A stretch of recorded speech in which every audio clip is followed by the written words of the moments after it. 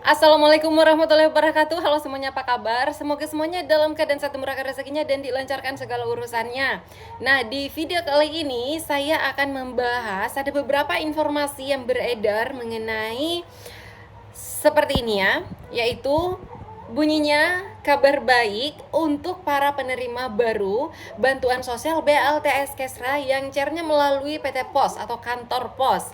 Tahun depan, yaitu tepatnya di tahun 2026, maksudnya akan menjadi KPM reguler seperti penerima PKH dan juga BPNT program sembako untuk menggantikan para KPM yang digraduasi oleh Kementerian Sosial. Ini salah satu postingan yang beredar.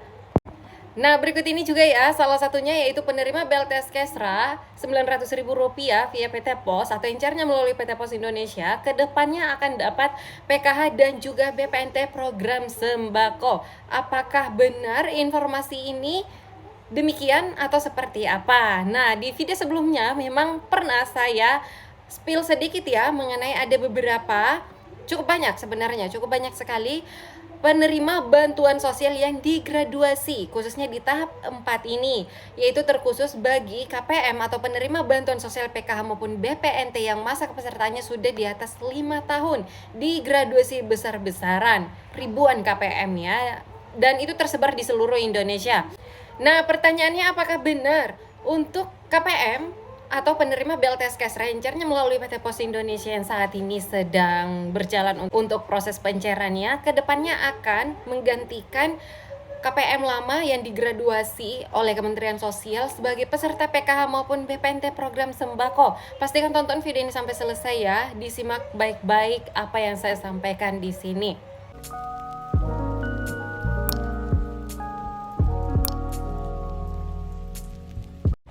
Oke, langsung saja. Yang pertama, mengenai informasi ini sebenarnya tidak ada disampaikan oleh Kementerian Sosial secara resmi atau secara tertulis menginformasikan kepada semuanya bahwa akan ada hal seperti ini, yaitu peserta baru BLTS Kesra yang caranya melalui PT Pos akan menggantikan peserta lama yang sudah digraduasi sebagai penerima PKH dan juga BPNT program sembako.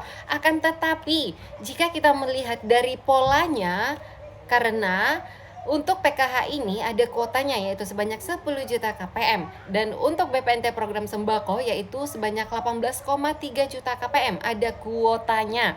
Nah, setiap tahapnya Kementerian Sosial menyalurkan bantuan sosial sesuai dengan kuota yang tersedia, yaitu 10 juta PKH dan 18,3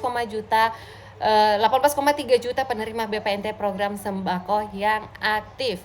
Ada cukup banyak juga masyarakat yang sebenarnya layak menerima bantuan sosial, akan tetapi belum lolos sebagai penerima PKH ataupun BPNT dikarenakan dia berada di daftar tunggu karena untuk kuota PKH dan BPNT ini penuh, sehingga masyarakat tersebut walaupun berada di desil rendah tetap saja belum bisa menerima salah satu dari bantuan sosial ini karena kuotanya penuh. Nah, data-data KPM ini atau masyarakat yang layak bansos ini atau desil rendah ini dikemanakan?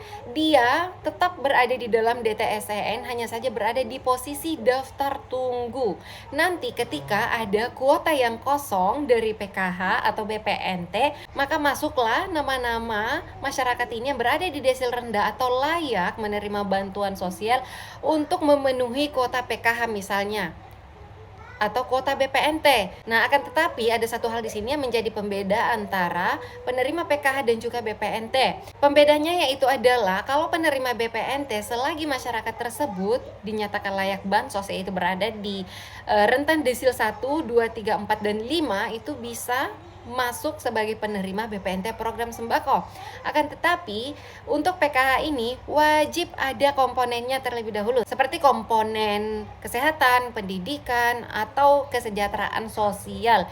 Dan juga untuk desilnya atau rentan desilnya hanya berada di rentan desil 1 sampai dengan 4. Beda dengan BPNT. Kalau BPNT 1 sampai dengan 5, kalau PKH-nya 1 sampai dengan desil 4. Nah, itu yang menjadi pembedanya ya.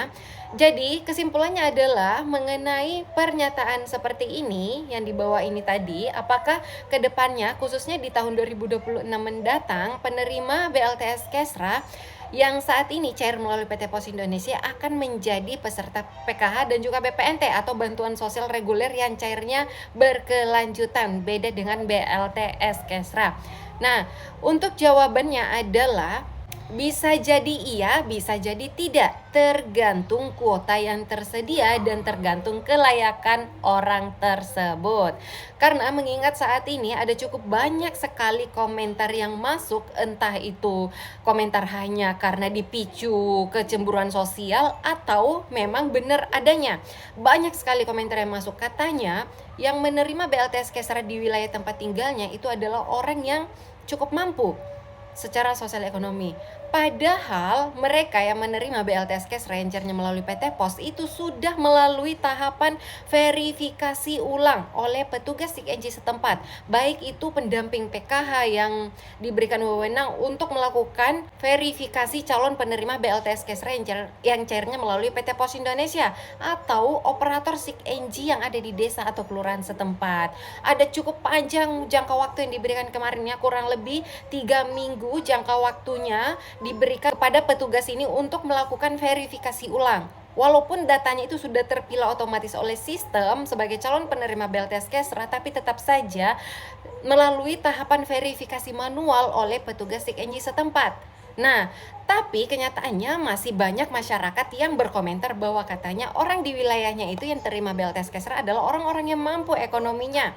Ada dua kemungkinan, bisa saja benar adanya atau bisa jadi ia berkomentar seperti itu karena dipicu dengan rasa kecemburuan sosial karena orang-orang di sekitarnya terima sedangkan dia tidak terima bansos. Bisa jadi seperti itu ya, ada dua kemungkinan. Oke, jadi itu tadi terkait pernyataan ini bisa iya, bisa tidak, tergantung kuota yang tersedia dan tergantung kelayakan masyarakat tersebut. Nah, satu hal lagi nih, kuota yang tersedia nanti yang kosong sebagai penerima PKH dan BPNT bisa jadi nanti yang digraduasi hanya paling banyak itu 10% ya penerima BPNT misalnya. Dari 18,3 juta penerima BPNT, paling besar yang digraduasi di tahap ini yaitu 10%. Begitupun juga PKH, dari 10 juta penerima, paling besar yang digraduasi di tahap 4 ini 10%, paling besar ya, bisa jadi di bawahnya. Nah, akan tetapi untuk penerima BLTS Kesra itu banyak sekali jumlahnya, sebanyak 35.400.000 sekian keluarga penerima BLTS Kesra. Ada 17 juta sekian yang non reguler ya, itu banyak sekali. Sehingga nanti kemungkinan besar ya, sebagian dari penerima BLTS Kesra ini yang caranya melalui PT Pos Indonesia akan masuk menjadi penerima BPNT atau PKH untuk mengisi kekosongan kuota BPNT dan juga kuota PKH pada periode penyaluran tahap 1 dan seterusnya di tahun 2026 mendatang. Nah, akan tetapi ini tidak semuanya ya. Jangan sampai buat Bapak Ibu penerima BLTS Kesra yang baru cair pertama kali ini dengan melihat postingan-postingan yang seperti ini sehingga ke depannya berharap 100% akan mendapatkan bantuan sosial reguler seperti PKH dan BPNT. Nah, tujuan saya di sini hanya mengantisipasi hal tersebut. Jadi tidak akan otomatis ya Bapak Ibu, tidak menjadi jaminan Bapak Ibu penerima BLTS Kesra sekarang dan nanti ke depannya akan menerima PKH maupun BPNT. Itu tidak menjadi jaminan 100%. Karena kembali lagi tergantung kuota yang tersedia dan tergantung kelayakannya Bapak Ibu ya. Karena nanti sudah pasti akan dilakukan survei ulang. Survei ulang apakah Bapak Ibu memang benar-benar layak menjadi penerima bansos reguler seperti PKH maupun BPNT program sembako. Mengingat ke depannya data ini semakin ketat dan semuanya sudah otomatis tersistem ya. Bisa jadi sekarang lolos menjadi penerima BLTS Kesra, tapi nanti ketika datanya sudah disinkronkan 100% akan otomatis terbaca NIK-nya. Ternyata orang ini memiliki aset, ternyata orang ini punya rumah, punya penghasilan sekian dan tidak layak bansos. Baiklah, sekian informasi yang dapat saya sampaikan di video kali ini. Semoga apa yang saya sampaikan di sini bermanfaat dan mudah difahami. Terima kasih sudah menyimak video ini sampai selesai dan sampai ketemu lagi dengan saya di video-video selanjutnya. Wassalamualaikum warahmatullahi wabarakatuh.